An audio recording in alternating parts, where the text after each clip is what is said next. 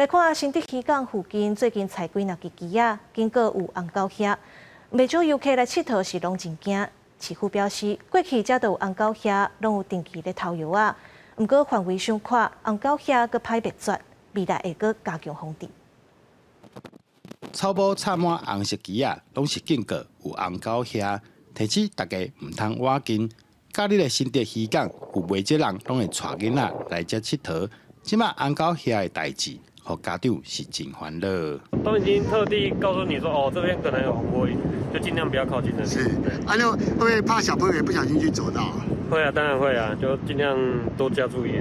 如果有在投药的话，应该是还好，但红火蚁应该没那么快处理，对啊，因为它投药不是马上就可以处理。市府表示，过去新竹渔港就已经有红狗虾，别拢一直对红狗虾的下手落药啊。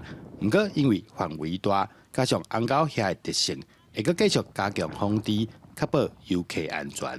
因为红火蚁的自然飞迁还有其他的原因哦，那风灯饲养在我们发现了红火蚁的踪迹之后呢，那市府就随即的开始进行相关的防治工作。那我们除了加强场地的巡检、投药以外呢，也插旗确认了巢穴的位置，那提醒大家留意哦。